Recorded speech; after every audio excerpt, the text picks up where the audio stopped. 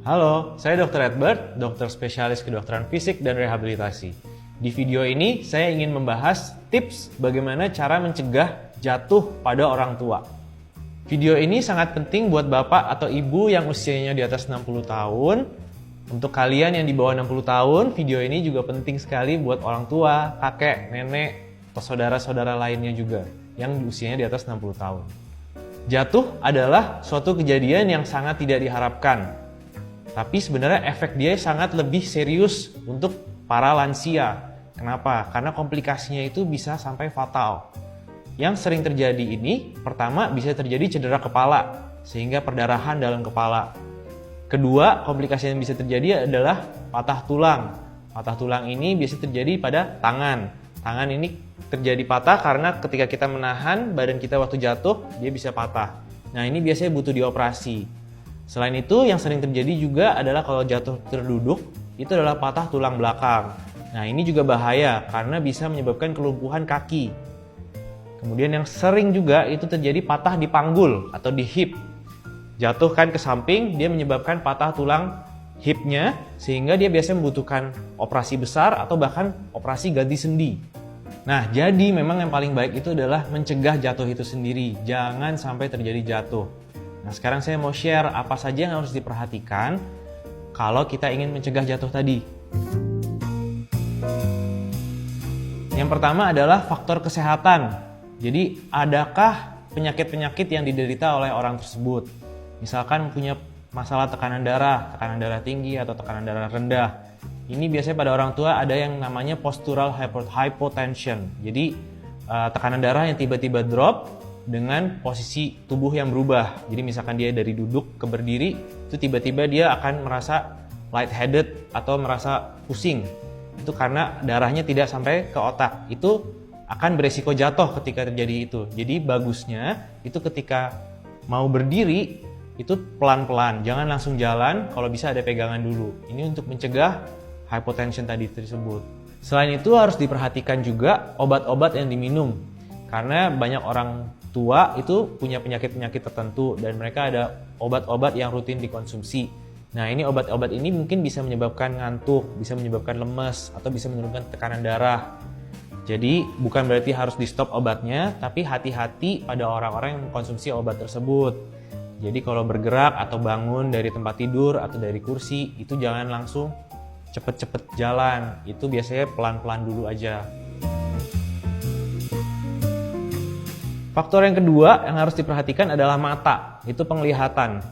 Penglihatan ini sangat penting untuk kita melihat apakah ada rintangan atau halangan di depan orang tersebut. Jadi misalkan ada kabel yang melintang atau ada binatang peliharaan yang tiba-tiba lari, dia bisa cepat menghindar atau bisa melihat supaya tidak tersandung. Atau misalkan ada genangan air, itu supaya bisa dihindari, supaya tidak terpleset. Tapi memang ini harus diperiksa dulu penglihatannya dengan baik, biasanya ke dokter mata untuk memastikan tidak ada masalah, misalkan ada silinder atau minus yang bertambah, atau misalkan ada katarak. Ini juga harus dipastikan baik penglihatannya. Ya, poin ketiga yang harus diperhatikan adalah keseimbangan. Keseimbangan ini memang biasanya menurun dengan bertambahnya usia. Yang terjadi ini adalah sensor-sensor di kaki kita, di kulitnya dan di sendinya itu menurun fungsinya. Sehingga tubuh jadi sulit untuk menjaga keseimbangan. Ini memang bisa terjadi karena penuaan biasa atau bisa juga terjadi karena suatu penyakit tertentu seperti gangguan saraf tepi atau neuropati perifer. Ini yang membuat kaki kita terasa kebas atau mati rasa.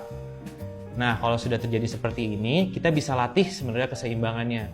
Masih bisa kita coba latih dan juga kita stimulasi saraf perifernya di tempat rehabilitasi terdekat Anda. Poin keempat itu adalah kekuatan kaki. Jadi kekuatan kaki itu sangat penting untuk menjaga keseimbangan. Karena ketika kita sudah merasa mau jatuh, kita harus bisa menahan badan kita saat mau jatuh tadi supaya tidak jadi jatuh. Nah, kita butuhkan otot-otot kaki yang kuat. Oleh karena itu kita harus latih kekuatan kaki tersebut dengan latihan-latihan. Latihannya sudah saya pernah share di video saya yang lain, bisa dicek di sana untuk dilakukan latihan-latihan sederhana di rumah. Ya, dan poin kelima yang harus diperhatikan itu adalah lingkungan. Jadi harus dilihat orang itu tinggal di lingkungan yang seperti apa. Apakah rapi, apakah berantakan, dan apakah banyak kabel-kabel melintang di lantai. Apakah ada karpet yang bisa menyandung. Kalau emang ada, dirapikan dulu. Kemudian lihat juga apakah banyak step kayak undakan di rumahnya. Ini juga harus diperhatikan, jangan sampai tersandung di situ. Bisa ditaruh stiker penanda supaya lebih jelas melihat ketika melangkah.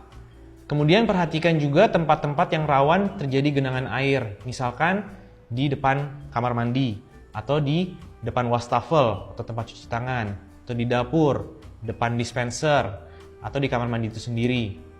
Jadi pastikan tempat-tempat yang rawan genangan air ini ada dipasang karpet kecil yang bisa menyerap air sehingga tidak membuat orang tersebut terpleset. Dan juga tolong perhatikan kamar mandinya karena seringkali terjadi kepleset itu di kamar mandi. Pastikan di kamar mandi itu ada karpet atau keset anti-slip yang bagus sehingga tidak terjadi jatuh di kamar mandi. Selain itu bisa juga tambahkan railing-railing di pinggir kamar mandi supaya bisa menjaga keseimbangan di dalam kamar mandi kalau terjadi licin di lantai kamar mandi. Semua poin-poin yang tadi saya sampaikan itu mungkin kesannya sepele, tapi sebenarnya penting sekali untuk mencegah jatuh. Jadi coba aplikasikan dulu tips-tips tadi yang saya share, semoga bisa mencegah jatuh kepada bapak sama ibu. Better safe than sorry. Jangan lupa share video ini ke teman-teman atau saudara-saudara kalian yang membutuhkan. Semoga bisa sama-sama mencegah jatuh ke orang-orang terdekat kalian. Saya Dr. Edward, please like and subscribe. Semoga bermanfaat. See you on the next one.